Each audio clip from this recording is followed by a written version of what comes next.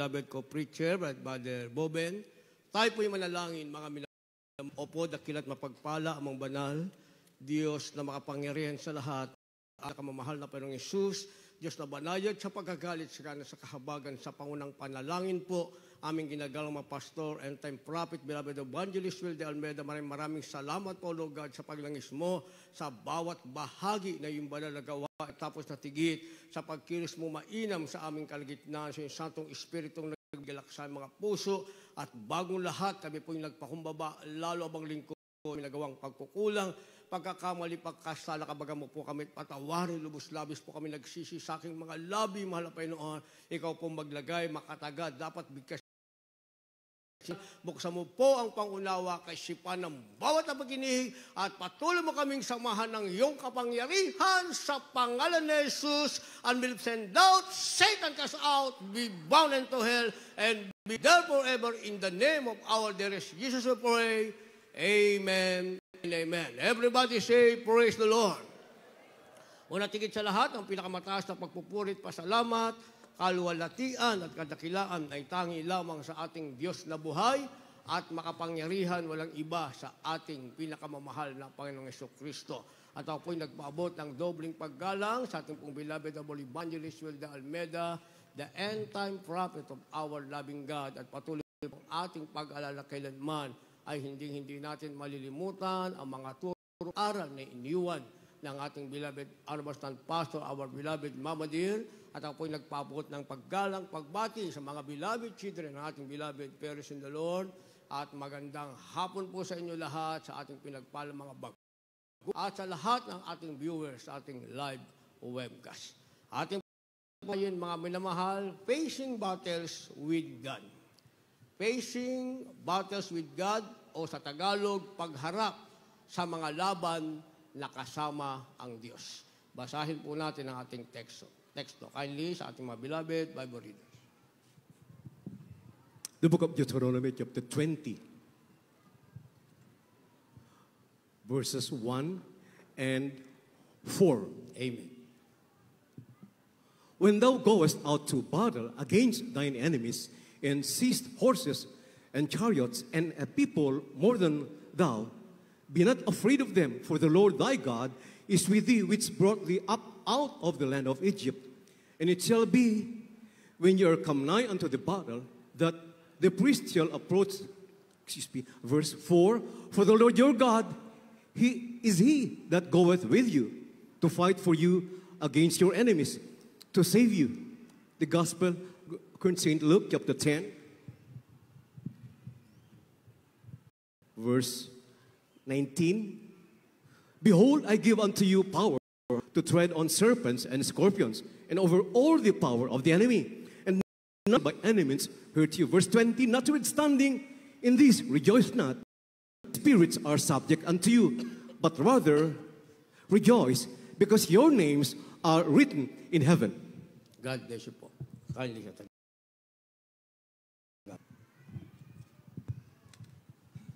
Dito po sa Deuteronomio, kabanatang 20, talatang 1 at 4. Pagka ikaw ay lalabas upang makibaka laban sa iyong mga kaaway, ay makakaroon ng mga kabayo at mga karo at ng isang bayang higit kaysa iyo.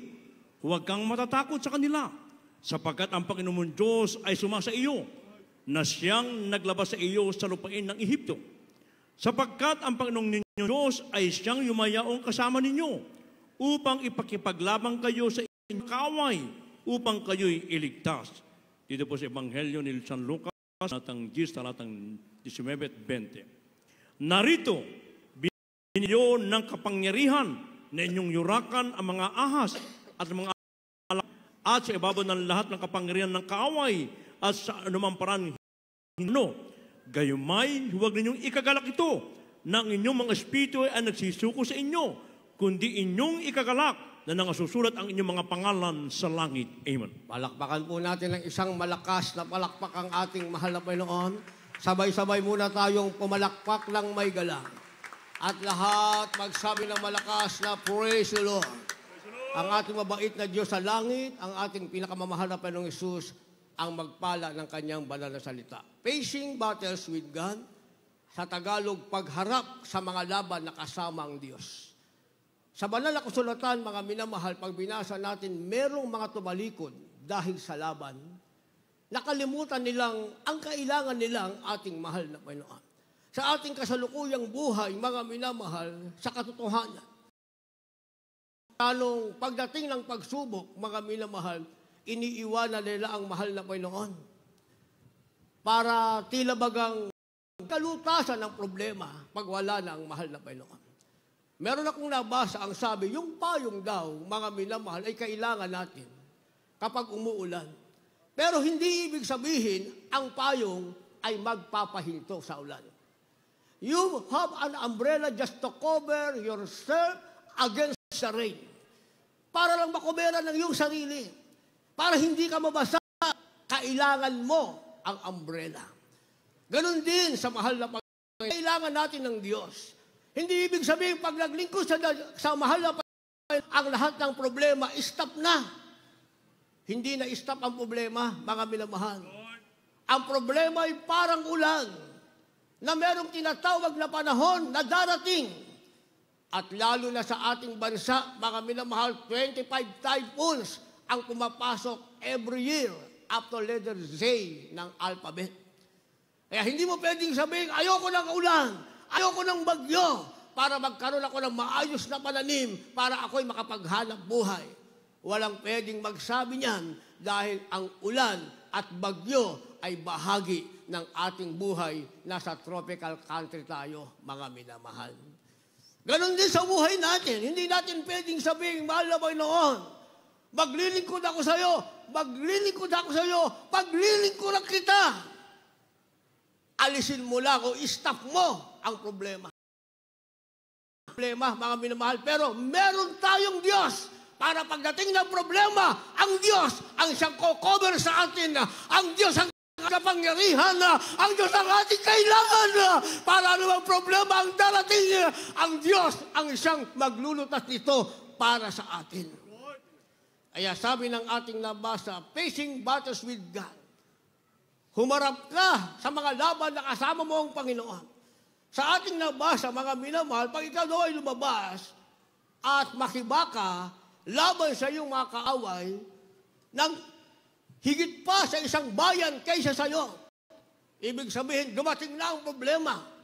Nagkaroon ka ng karamdaman. Ang karamdaman pa naman biglang dumadating na hindi mo inaasahan. Nangyayari naman talaga yan. Pero ang kagalingan din naman ay darating din. Ibigay sa iyo ng Diyos sa panahong hindi mo rin inaasahan. Ako sa buhay ko lang, napakaraming karamdaman, maliban sa aking karamdamang keto.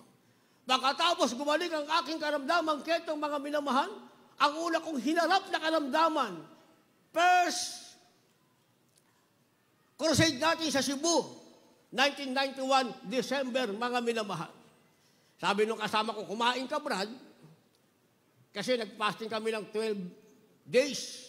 Sumakay kami sa barko, fasting pa rin. Sabi nung kasama ko, kumain ka, pag di ka kumain, pagdating sa Cebu, ikaw ang ilelehans. Ay, hindi ako kumain, mga minamahal. Pagdating sa crusade natin, 3 araw lang ako naglehans. Pang-4, lehans. Bakit? Nagkaroon ako ng malaria, mga minamahal.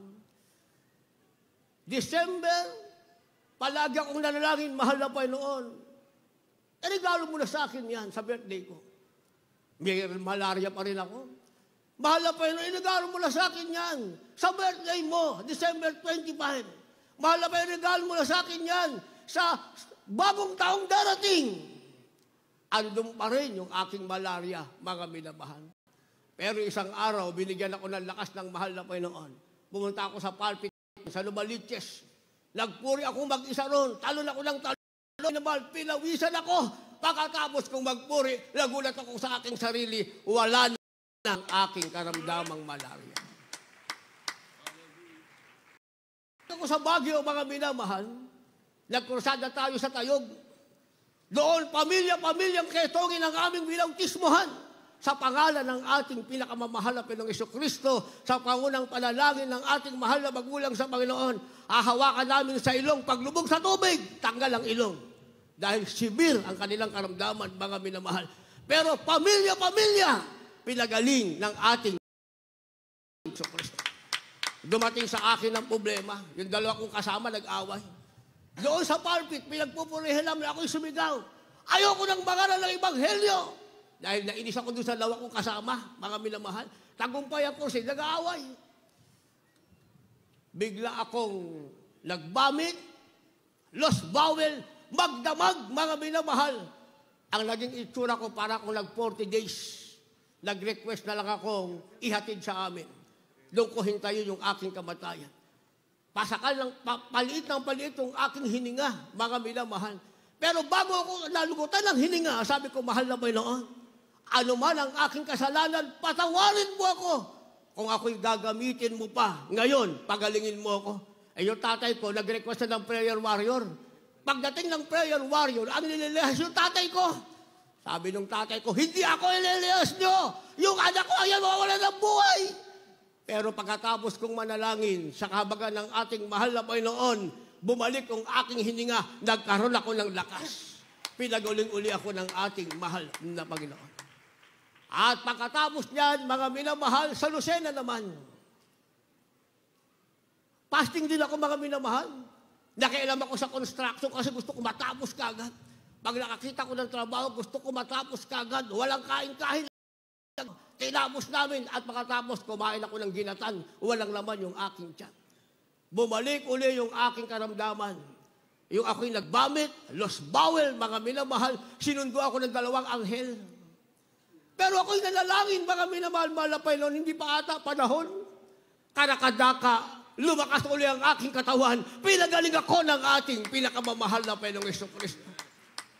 Dumating uli ang problema at karamdaman, mga minamahal, inassign ako sa UAE, 2012. Meron akong maliit na sa aking likod. Nagpamasahe ako. Meron kami kasamang after ng service, minamasahe yung likod na. Binigyan na lang yung blessing, 20. Dagdag lang sa blessing niya. Tinamaan yung napakasi sa aking likod. Yung munggo hatiin mo sa apat, yun yung nasa likod ko. Pero masakit. Palaging masakit. Pagdating ko sa UAE, napakainit, mga minamahal. Biglang nag-activate yung aking cyst. Lumaki kasi laki ng aking kamao. Kaya nag-request akong umuwi na sa Pilipinas. Pag-uwi ko sa Pilipinas, severe yung aking karamdaman. Bakit? Yung baso hindi ko kayang buhatin. Walang lakas yung aking katawan. May bukol yung aking likod kasi laki ng aking kamao, mga mahal. Muli akong nanalangin, mahal na Panginoon. Hindi na po ako magpapaliha sa aming ginagalang mahal pastor. Pero sa panalangin ng aming ginagalang mahal pastor, sa iyong kahabagan, kung ako'y kukunin mo na, nakahanda na ako. Itong panahon ito, nakahanda na ako. Pero kung ako'y patatawarin mo pa sa lahat ng aking mga kasalanan, sabi ko muna, pero tanggapin mo ang aking kaluwasan ng biyaya. Subalit patawarin mo ang aking mga kasalanan sa pangunang panalangin na aming ginagalang malapit. Walang hospital kung paano ang ketong ko pinagaling mo. Walang doktor nakahawak sa akin. Ikaw ang magpapagaling sa akin. Pagkatapos kong manalangin, grabe ang aking galak. Naramdaman kong tumugon ng mahal na Panginoon. Nagpasting ako ng 7 days, 2 meals. Alas 5 ng hapon, kumakain na ako, minamahal. Pagkatapos ng 7 days, pumutok. Nagkaroon ng apabutas yung aking bukol, mga minamahal. And that was 2012, September. September ako nung umuwi, mga minamahal. Naghintay ako, December, October, November, December, kung saan-saan pa kami na-assign, humasakay pa ako ng eroplano. Ang kapatiran, pag ako'y nakita, akbayan ako, napakalakas ng kanyang hampas sa aking likod. Brad, nakita ka namin ng personal, sa YouTube ka namin napapanood. Nakangiti ako, pero ang sakit ng aking likod.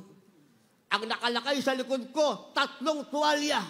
Pag kami umuwi na sa gawain, mga minamahal, yung 3 tuwalya, punong-puno yan ng dugo, mga minamahal. At ako hindi makatulog. Hindi na rin ako kakain. Wala lang lahat, mga minamahal. Yung aking katre, binutasan ko. Yung bukol, pag humiga ko, eksakto, lalabas dun sa butas ng aking sigaan. Pero hindi pa rin ako matulog. Isang araw, lumipas ang mahabang ilang buwan, mga minamahal. Ako'y gumising. Wala na ang aking bukol sa aking likod. Isa uling pagsubok dumating sa aking buhay. Kursada natin sa Baguio. Ako mag-preach. Nag-fasting uli ako, mga minamahal, bago pumunta.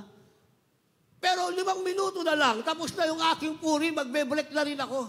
Dahil kailangang Biyernes, pumunta na ako ng Baguio. Biyernes na madaling araw, mga minamahal, dahil Sabado, ako'y magpipreach. Yung aming aso, pinaliguan ng sweater ko, pinakailaman ko, yung una naming aso, si Labra. Sinakmal ako, mga minamahal, nagulat ako sa reaksyon niya. Pagsakmal niya sa akin, galit na galit. Kaya pala yung dugo, parang gripo. Kita ko yung tubig sa gripo, pag sumirit. Sinit sa akin, basang-basa ako ng dugo, mga minamahal. Nung pala tinamaan niya yung aking ugat sa aking wrist. Pagbitaw niya, mga minamahal, ako, sumabit na naman siya rito.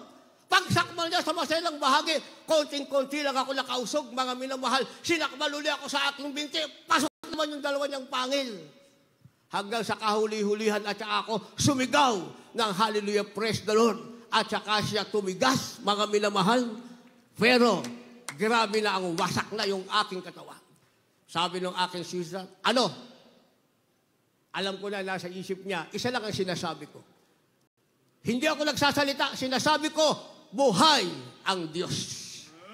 Linisin mo, hugasan mo, sabunin mo. Sabi niya uli, ano? Buhay ang Diyos. Nagpahinga lang ako, mga minamahal. Bumalo madaling araw, nagbiyahe ako papuntang Baguio. Alas 6 ng umaga o 5 ng umaga, nasa Baguio na kami. At diretso kami sa krusada. Isa lang ang sinasabi ko, hindi ako nagsasalita. Hanggang preaching, pinatotoo ko nangyari sa akin. Pero sabi ko, ako'y narito ngayon. Bakit? Diyos, ang ating Diyos ay buhay. Makatapos ng preaching, counseling, umuwi, mga minamahal, alas 2 ng madaling araw, pumunta ako sa aming lalo na ako sa aming tahanan. Alas 10 ang ating gawain dito, mga minamahal. Diretso ako sa gawain. Andito yung ating beloved General Pagdilaw, kasama yung asawa niya. Kinuwi ko muna sa ating beloved Minister Jun, ating beloved Kuya Jun. Bigla niyang sa palang aso niya. Walang gamot, walang doktor, walang anti-rabies. Bigla kong hinubad yung aking ibinalot sa resort ko, minamahal. Tinanggal ko, kahit ako nagulat. Bakit? Yung sugat ko, kung saan nandun yung pangil ng aking alaga, mga minamahal, wala na lahat. Pinatuyo ng ating pinakamamahal na Panginoong Jesucristo. Si General Pagdilaw, tsaka yung asawa niya, napailak sila. Pagkatapos namin mag-usap, nagpabautismo na sila sa pangalan ng ating pinakamamahal na Panginoong Jesucristo. Marami pang karamdaman ang dumating. Nag-repair ako ng aming bahay, mga minamahal. Alam niyo yung mataas na hagdanan, yung inuunat, hanggang lampas ng bubong. Doon ako dahil aayusin ko yung aming gutter, mga minamahal. Bumigay! Bumagsak! Yung dulo noon, nakapiramid ang style niya, mga minamahal. Doon bumagsak yung aking dibdib. Bumagsak doon. Pagbagsak ko, wala akong hininga, mga minamahal. Pero ang isip ko, nag-hallelujah, praise the Lord pa rin ako. Yung 3 aso namin, nakatingin lang sa akin, walang magawa. Hallelujah, praise the Lord ko sa isip, lumabas yung hangin sa aking bibig na isagaw ko ang hallelujah, praise the Lord. Pero prior to that, mga minamahal, ating beloved Dr. Rick Alarcon, yung kanyang 2 anak, ating beloved Atty. Oy, nakakasakay kami sa taxi, galing sa overnight, binangga kami ng portera, mga portera, binangga kami, mga minamahal, yung side ko, ando katabi ko yung bata, ating beloved Dr. Rick Alarcon, sabog yung windshield nun, andun sa kanya sa mukha, pipi kami, mga minamahal, lahat sila walang malay. Ako natauhan. Pagsigaw ko ng hallelujah, praise the Lord, walang lumalabas sa aking labi. Nagsasalita ako, mga minamahal, sa aking isip lamang, hanggang lumabas, sigaw ako ng sigaw ng hallelujah, praise the Lord. Pati yung driver, unang nagising, hallelujah, praise the Lord. Nagising yung aking mga kasama, lahat hallelujah, praise the Lord. Yung dib ko, tumama dito yung ulo ng anak ng ating, kung si Brian yun, beloved Brian, tumama sa dibdib ko, para akong sinuntok, hindi nga, mga minamahal. Kaya dati nang may pila yung aking dibdib. Dati na, magbuhat ako nung mangyari yun, magbuhat ako ng kalahating timba, hindi ko kayang magbuhat. Fasting ako ng 3 araw. Sabi ng ating beloved mama din, ano nangyari? Pero yung dalawang bata, mga minamahal, puro bubog yung mukha, inoperahan ko muna isa't isa. Tinanggal ko lahat yung bubog, isa-isa, mga minamahal, at saka ako hinarap sa ating beloved mama din. Ito na po, okay na po kami. Natuwa naman ang ating beloved mama din, pero hindi ako makabuhat. 3 araw na fasting. Pagkatapos na 3 araw, nagbuhat ako. Kaya ko na, pinagaling na ako ng ating mahal na Panginoon. Sa madalit salita, pag pinag-usapan natin ang problema, pag pinag-usapan natin ang karamdaman, hindi yan natatapos. Pero, meron tayong Diyos na magpapagaling at tutulong sa atin. Kaya sabi ng ating nabasa, kung dumating sa iyo ang higit pa sa iyo, sabi ng ating nabasa, huwag kang matakot sapagkat ang Panginoon mong Diyos ay sumasa iyo na siyang naglabas sa iyo sa lupain ng Ehipto. Ang ating kasama daw, ang ating Diyos, sumasa atin ang Diyos, mga minamahal, at ang Diyos na sumasa atin ay nagbigay ng kapangyarihan. Ano kapangyarihan bigay ng ating mahal na Panginoon? Luke chapter 10 verse 19 ang sabi, narito, binigyan ko kayo ng kamamalaan na inyong yurakan ang mga ahas, mga alakdan at sa ibabaw ng lahat ng kapangyarihan ng kaaway, sa anumang paraay, hindi kayo kahit anong paraan pa ng kaaway ang sabi, hindi kayo maging ang impyerno, hindi magtatagumpay, walang kapangyarihan, walang kapangyarihan. Ang tanong, bakit tayo bakit natin naranasan ang mga bagay na yan? Dahil tayo narito pa sa makasalanang sanlibutan. Pero sabi ng ating nabasa, kasama natin ang mahal na Panginoon. Ang ating Diyos sa langit ay ating kasama. Huwag tayong matakot. Maging si Satanas, ang impyerno ay walang kapangyarihan. Ano ang ibig sabihin nito? Sabi ng verse 20, ngayon may, huwag ninyong ikagalak ito, na ang mga espiritu ay nagsisuko sa inyo, kundi inyong kigalak na nasusulat ang inyong mga pangalan sa langit. Pumapalakpak na ba kayo niyan? Yung nakasulat ang pangalan sa langit, pumapalakpak na? Yung malakas na palakpak dahil nakasulat ang ating pangalan sa aklat ng langit, lahat magsabing na malak na praise the Lord.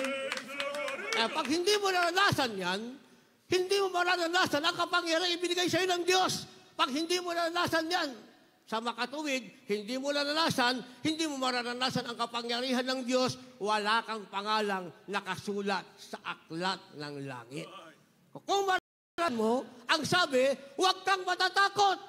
Palagi mong isipin ang Diyos. Kasama mo, ikaw ang magtatagumpay sa pangalan ng ating kamamahal na Panginoong Jesucristo. At huwag nating kalilimutan ang man of God. Sa katauhan ng ating beloved pastor ay palaging nasa back of prayer. Ang lakad natin ay palaging ayon sa kalooban ng ating na Panginoon. Paulit-ulit nating mapapatunayan ang Diyos ay kasama natin. Ang ating pangalan sa lupa pa lang ay nakasulat na sa aklat ng langit. Kaya sabi ng banal na kasulatan, mga minamahal, dapat marunong tayong humarap sa sinasabing takot. Meron sinasabing in the face of fear. Ibig sabihin, pagharap sa takot, mga minamahal. Ang takot kasi, that is sabihin natin, portion ng ating emotion. That is a portion of our emotion. Yung sinasabing fear, mga minamahal. Kasi kailangan natin ng Diyos. Parang ulan, mababasa ka. Kahit naman may payong ka, mababasa ka naman, mga minamahal. Pero hindi ka lubusang mababasa dahil meron kang proteksyon sa umbrellang hawak mo. Ganon din naman, mga minamahal. Bahagi ng ating emotion, yung takot. Pero dahil andyan ang takot, higit na andyan ang ating mahal na Panginoon, kaya mas magandang harapin natin ang takot na kasama natin ang ating pinakamamahal na Panginoong Jesucristo. Kandi po. From according to St. Matthew, chapter 14, verse 27 and 28. But straightway Jesus spake unto them, saying, Be of good cheer. It is I, be not afraid. Verse 28, and Peter answered him and said, Lord, if it be thou, bid me to come unto thee on the water. Amen. From the book of Acts, chapter 14, verse 22, confirming the souls of the disciples and exhorting them to continue in the faith, and that we must through much tribulation enter into the kingdom of God.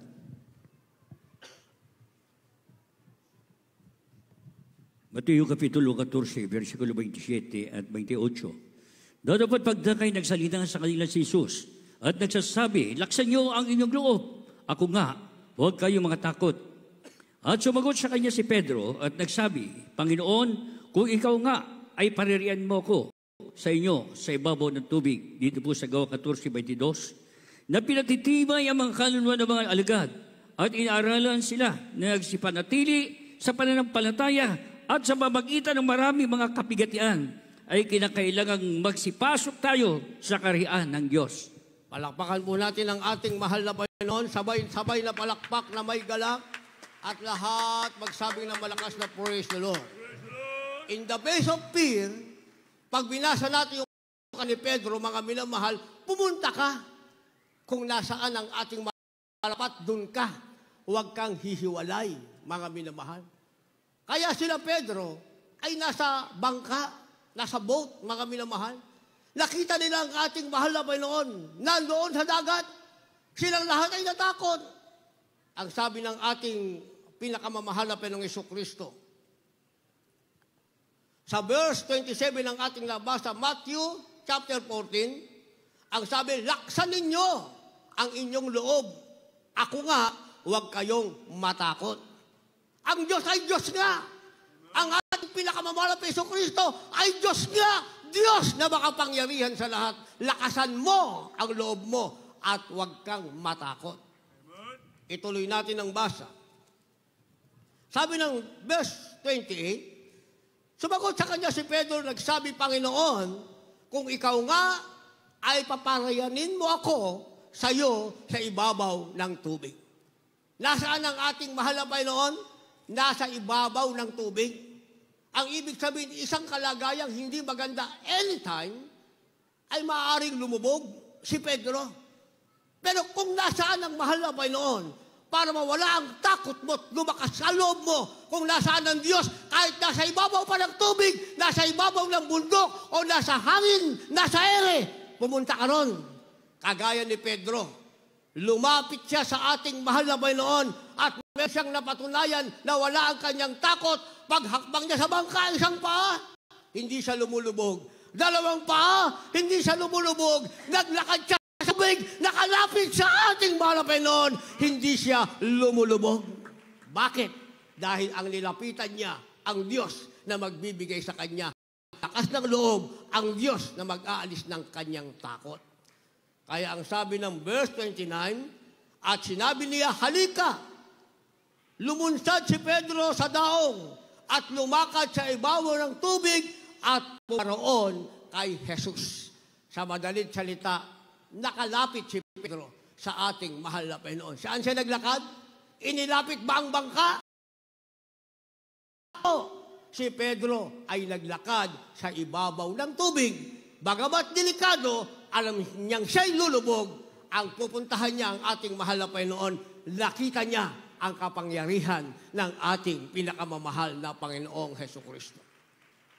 Anilagyan natin ang verse, mga minamahal. Ano ba sa akala natin ang pagpunta sa langit? Sabihin natin, magaling na karamdaman ko, pupunta na ako sa langit, tagalangit na ako.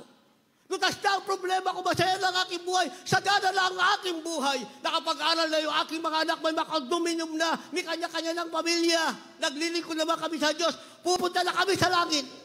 Yun ba ang nakalagay sa banal na kasulatan? Hindi yun ang nakalagay sa banal na kasulatan. Ano ang nakalagay sa banal na kasulatan? Sabi ng ating nabasa, Acts 14 verse 22, pinatibay ang mga kaluluwa ng mga alagad. Paano sila pinatibay? Ang sabi, inaralan sila na magsipanatili sa pananampalataya.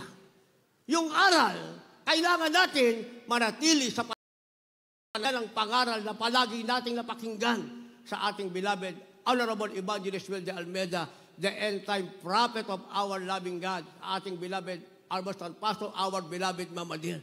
Baging sa Talipaw, Hulusulu, Anong sabi ng ating ginagalang mahal pastor? Ilang porsyento ang inyong pananampalataya? Pero lahat sila, ang kailangang isagot ay 100% na pananampalataya. Ang sinasabing pinatibay ang mga alagad sa pamamagitan ng pananampalataya. Ang sabi, sa maraming mga pagkapighatian ay kinakailangang magsipasok tayo sa kaharian ng Diyos. Saan tayo papasok sa kaharian ng Diyos? Sa magitan ng maraming kondominium, sa magitan ng maraming lupa, maraming business, maraming sasakyan, papasok ka sa kaharian ng langit. Yun nga ang mag-aalis sa'yo, papunta sa kaharian ng langit.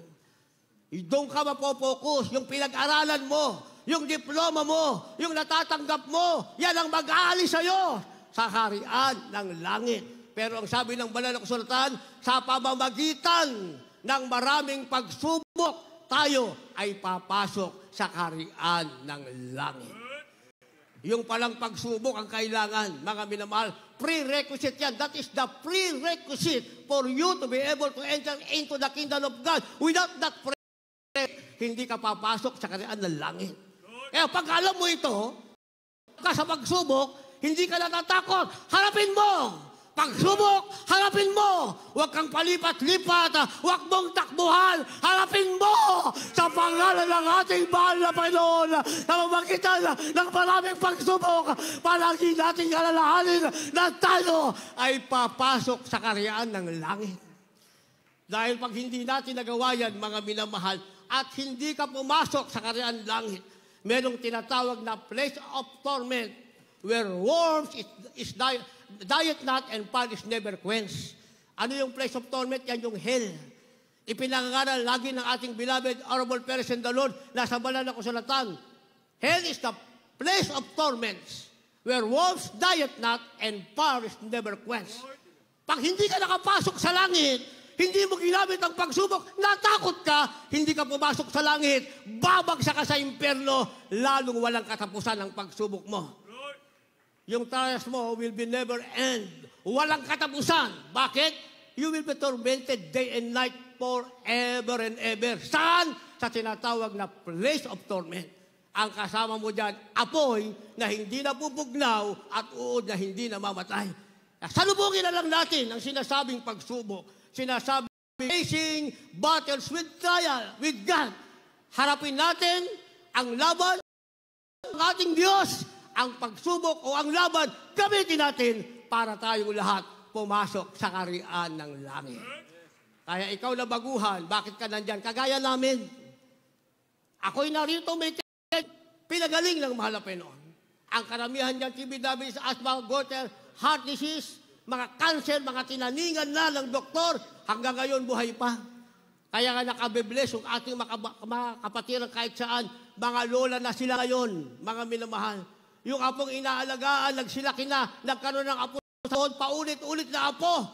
Pero sila, andyan pa rin, tugma ng puhon, halos hindi na makita ang daraanan, isang kanilang pangarap, makalating sa gawain ng ating mahal na Panginoon at namahina ang presensya ng ating pinakamamahal na Hesus Kristo.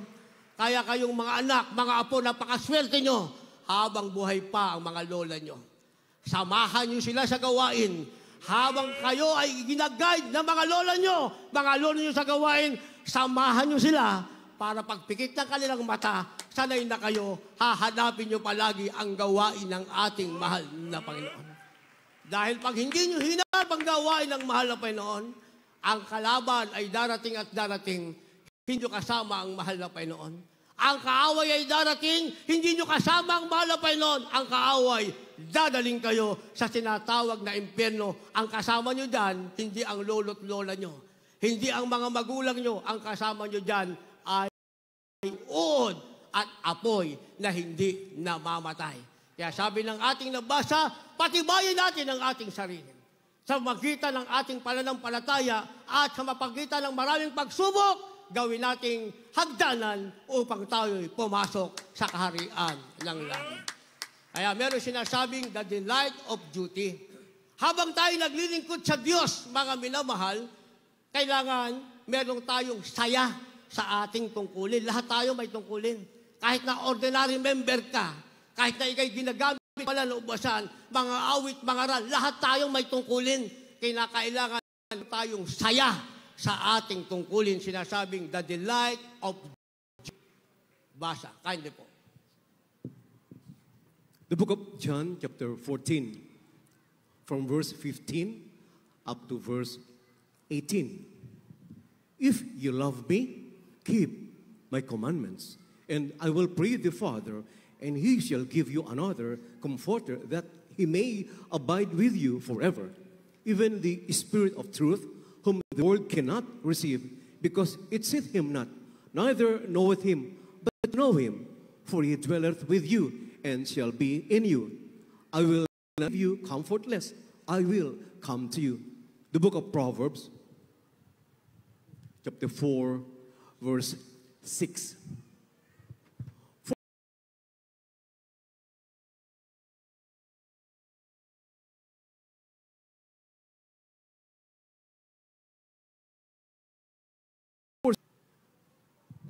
Iba sa Ebanghelyo ni San Juan, kabanatang 14, talatang 15 hanggang 18. Kung ako'y inyong iniibig,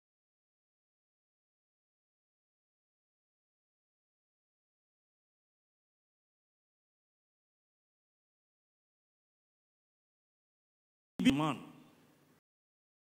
ang espiritu ng katotohanan na hindi matatanggap ng sanlibutan, sapagkat hindi nito siya nakikita, ni nakikilala naman.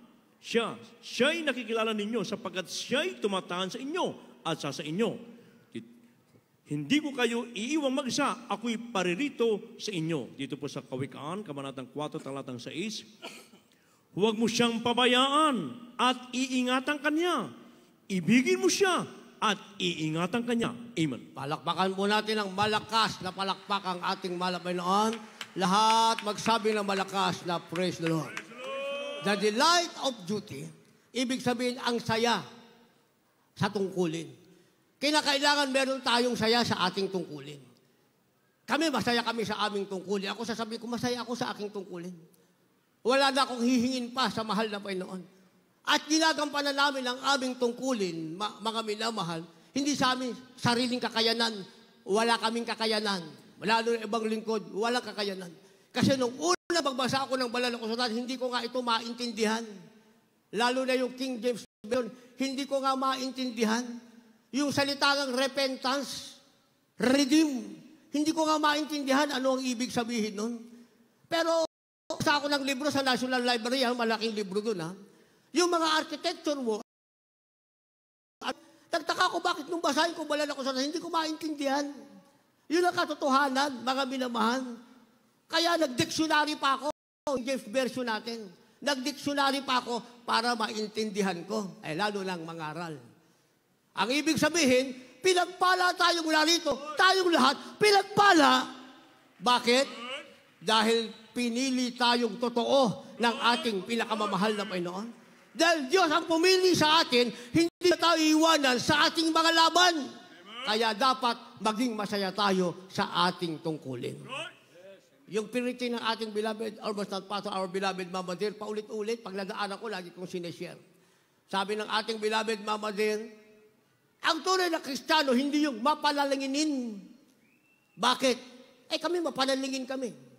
Batas nga sa aming bahay, pag 7 taong ka na, kaya marunong ka nang magbasa ng paulit-ulit, manalangin rather ng paulit-ulit, meron kang hawak. Alam nyo na ibig ko sabihin? Hindi ba? 10 ama namin, 10 ganito, dapat marunong ka nun. Mapanalangin kami. Nanay ko pampangan. Linggo-linggo may patasal sa aming bahay. Mapanalangin kami, mga minamahal. Pag nakadaan kami sa sambahan, panalangin. May panalangin. Pero tama ang sabi ng ating beloved Mama Dear. Ang tunay na Kristiyano, hindi yung mapanalinginin, mga minamahal. Ang tunay na Kristiyano ay yung totoong gumagawa ng kalooban ng ating mahal na Panginoon. Sinasabi, the delight of duty, ang saya sa tungkulin, dapat masaya tayo. Sabi ng ating nabasa, kung inyong iniibig, sabi ng mahal na Panginoon, ay tuparin nyo ang aking mga utos. Kaya hindi natin pwedeng sabihin, mahal na Panginoon, dadalo ako tuwing linggo, walang absent, Merkules, ngayon may overnight prayer na kami, walang absent kasi iniibig kita. Ang tanong, tinutupad mo ba ang utos ng Diyos? Iba kasi yung sinasabi mong iniibig mo ang Diyos at wala kang absent, iba rin yung tinutupad mo ba ang utos ng Diyos? Pag-uwi mo ba, utos pa rin ang mahal na Panginoon ginagawa mo? Baka naman nandito ka lang. Dahil enjoy ka, nandito ka. Di ba? Masarap pakinggan ang mga patotoo. Talaga naman nakapagpapas ng pananampalataya. Pero pag-uwi natin, hindi naman utos ng Diyos ang ating tinutupad. So, hindi tayo masaya sa ating tungkulin. Ang masaya sa tungkulin, kahit saan ka naroon, ang tinutupad mo ang utos ng ating mahal na Panginoon dahil iniibig mo ang ating mahal na Panginoon. Kung ako inyong iniibig, ay tutuparin nyo ang aking mga utos. Ang sabi rito, kayo'y bibigyan ng mga aliw upang siya'y sumainyo magpakailan paman. Ituloy natin ang basa sa makatuwid bagay ang Espiritu Santo ng katotohanan na hindi matatanggap ng salibutan sapagkat hindi nito siya nakikita, ni nakikilala man siya. Siya'y nakilala ninyo sapagkat siya'y tumataan sa inyo at sa inyo. Anong meron tayo? Dapat tayong maging masaya. Meron pala tayong comforter. Meron tayong mga aliw, sabi ng ating nabasa, ibibigay ito ng ating amang nasa langit, siya'y nakikilala natin, hindi nakikilala ng silibutan, wala ang salibutan ito. Tayong totoong anak ng Diyos, ang meron nito, sa atin ito ibinigay ng ating amang nasa langit. Sa makatuwid bagay ang Espiritu Santo. Nasabi, siya ang ating mga aliw. Sabi ng verse 18, hindi ko kayo iiwang mag-isa, ako'y paparito sa inyo. Babalik ang ating mahal na Panginoon. May ng Diyos, babalikin ka pa ng mahal na Panginoon. Mga minamahal, para ano? Para ibigay sa iyo ang sinasabing complete salvation and redemption. Ibig sabihin, kompletong kaligtasan at katubusan na manahin mo ang ipinangakong langit ng ating mahal na Panginoon. Kaya dapat maging masaya tayo sa ating tungkulin. Ang ibig sabihin, ginagawa natin ito ng may saya. Hindi dahil meron tayong kailangan. Naglilingkod tayo sa Diyos, may saya. Pumapalakpak ng may saya. Sumisigaw ng Panginoon na may saya. Hindi napipilitan lang. Mga minamahal. Bakit? Dahil meron tayong saya dapat sa ating tungkulin dahil ang nasa atin ay ang Espiritu ng ating mahal na Panginoon. Nagsasabing, hindi tayo iiwan at muli ang Diyos ay paparito. Kaya finally, mga minamahal, merong sinasabing God's delight. God's delight ang ibig sabihin, kasiyahan o kaligayahan ng Diyos. Ano ang kaligayahan ng Diyos, mga minamahal? Yung magbana tayo ng buhay na walang hanggan. Malulungkot ang Diyos pagkatapos na nagmana ng buhay na walang hanggan. Ikaw na baguhan, malulungkot ang mahal na Panginoon. Kung pagkatapos mong tanggapin siya at pagpalain siya, hindi ka na nagpatuloy. Dapat magpatuloy ka. Ibalita mo sa Jesus Miracle Crusade, may Diyos na totoo, may Diyos na buhay, may Diyos na makapangyarihan. Pag nakipagbaka ka, kasama mo ang Diyos na nakilala mo sa Jesus Miracle Crusade International Ministry. Walang ibang ating pinakamamahal at Yesu Kristo. Last verse, kindly, maghanda po ating manugtog at mga magpaawit. From the book of 1 Timothy, chapter 1, verse 12. And I thank Christ Jesus our Lord, who had enabled me, for that He counted me faithful and putting me into the ministry.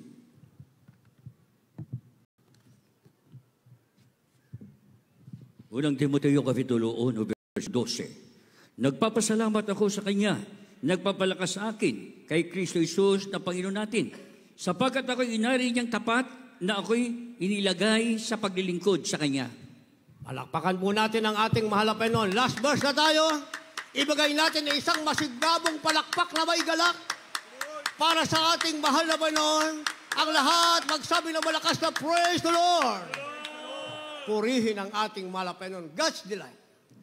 Facing battle with God, facing battles with God, o pagharap sa mga laban ng Diyos, at ang Diyos sa atin ay may kagalakan o may kasiyahan. At sabi ng ating nabasa, unang Timoteo, kabanatang 1, talatang 12, ang sabi mga minamahal, tayo daw ay gagawing tapat ng mahal na Panginoon. Aariing tapat. Ibig sabihin, ano man ang ating pagkatao noon, kalilimutan ng mahal na Panginoon. Yung bago mong pagkataong ibinis ng Diyos, sabi nung ikaw ay bautismuhan sa pangalan ni si Kristo, ibinis mo si Kristo. Kaya ang tawag sa iyo, isang bagong nilalang, wala na ang lumang bagay, narito ang lahat ay pawang naging mga bago. Bakit? Dahil kasiyahan ng Diyos na tayo ay ariing ganap, ariing tapat. At ang sabi mga minamahal, tayo'y inilagay sa paglilingkod. Kasiyahan ng Diyos, dito tayo, ilagay tayo sa paglilingkod. Dahil tayo lahat mapaglingkod siya, pero sa maling paraan. Kaya para hindi masayang, kasiyahan ng Diyos, tayong lahat ay inilagay sa tamang paglilingkod. Inari na tayong tapat, inilagay pa tayo sa paglilingkod, kaya kaya nating harapin ang laban, basta kasama natin ang ating pinakamamahal na Panginoong Jesucristo. Tayong lahat ay tumayo. Makasama niyong baguhan and right wings, mga nasa ilalim